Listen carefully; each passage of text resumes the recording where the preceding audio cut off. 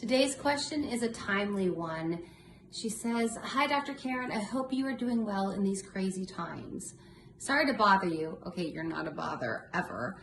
"I'm having a hard time now that this corona crisis is happening.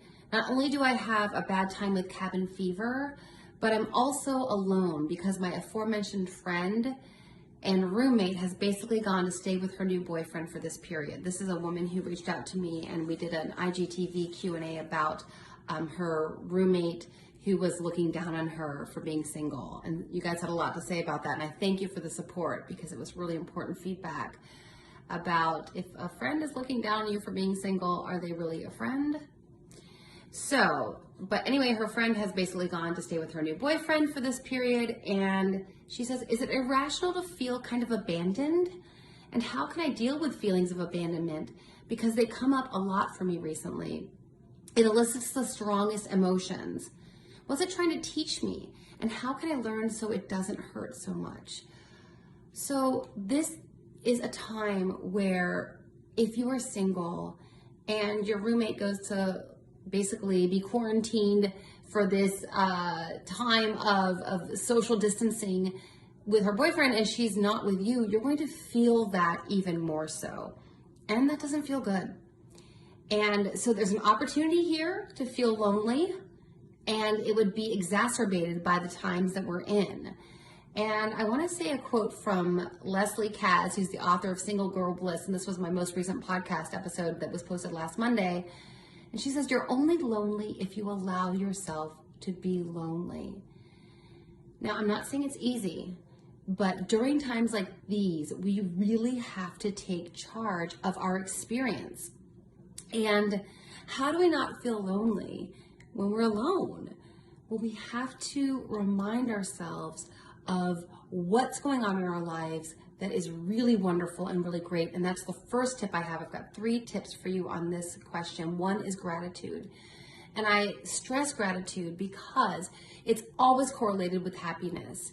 And it's really impossible to feel the desperation and the despair that loneliness can bring if we are really grounded in our gratitude. And that may be a practice of every morning I'm going to wake up and I'm going to immediately go to gratitude. I'm thankful that I woke up today. Because you know what? Some people didn't. I mean, these are times that are very grave. And so I'm not trying to be hyperbolic, but some people didn't make it through the night. You did. And some people during these crazy coronavirus times just got diagnosed with coronavirus. You didn't. So start with your health. Start with gratitude for the fact that you are healthy.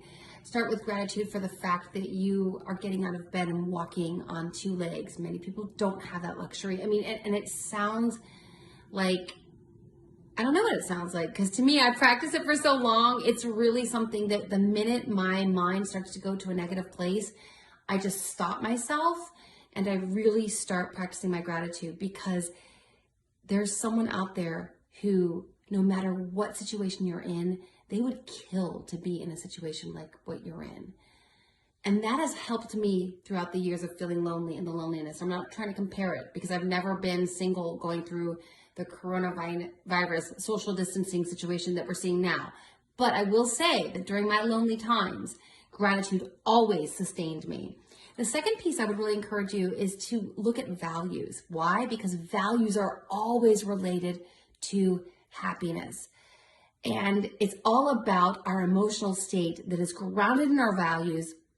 And why are these correlated? Because when we are resonating in our values, our life has meaning.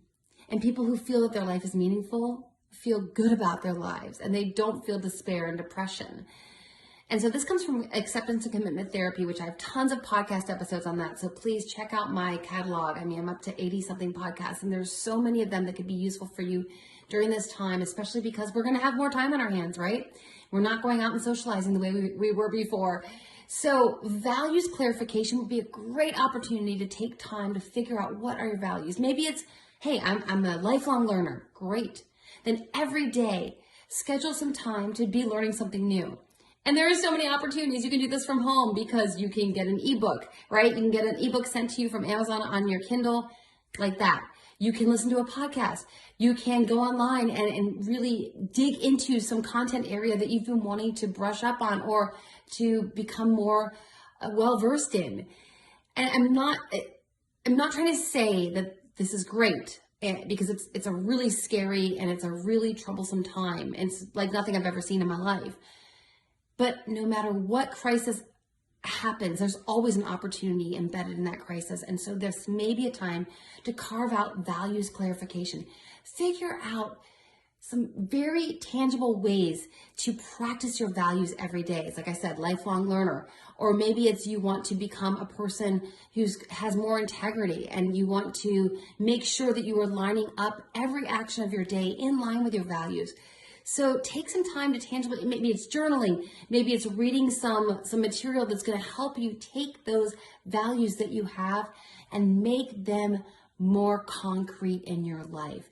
That is going to help you feel like every day, that downtime you've had is still been a meaningful and productive time in your life. And that's going to help you feel less lonely, less alienated, and that your time has really been well spent. And the third thing I want to recommend is structure. Listen, like anyone, we all do better with some structure. And I'm a super free spirit and I'm super not type A when it comes to organization and structure. It's not my natural state. But even me, someone who's more random and more and less sequential in the way that I naturally go about things, I do better when there's some structure in my life. So I would recommend that you take in the evening, write out a game plan for the next day. My husband does this every single night and it's helped him be very successful in his business. And with us, all of us having more, like I said, downtime, structure out your day. Plan those times for the value clarification. Plan those times for gratitude. Plan the times to reach out to people. No, we can't see each other face to face the way that we're more used to doing so, but we can reach out to people. We can write letters. A handwritten note is something that is so unusual in this day and age. That would be a really beautiful way to take this extra time that we've been given and do something with it. So something meaningful. So what is this trying to teach you right now, this feeling of abandonment? That's hard to say because abandonment is something that you're seeing this and you're framing this as she's leaving you. But you could also see this and frame this as she is making a choice based on her value system. And her value system puts this guy in front of her, someone she claims to be a good friend with. And that's on her. So we can't let other people's actions, we can't see them as a reflection on us. It's a reflection on them and their own values. And I would just recommend that you not see this as a rejection and not see this as abandonment, but choose to view this as her stuff. And again, check back with the former IGTV I did about your former question, because you'll see a lot of people were wanting to support you and wanting you to recognize that this friend isn't really the strongest friend in your life. So I hope that those things will be helpful, and we're all in this together, and I don't want to minimize anything that anyone's going through. At the same time, we can use this crisis as an opportunity, and I hope that's helpful.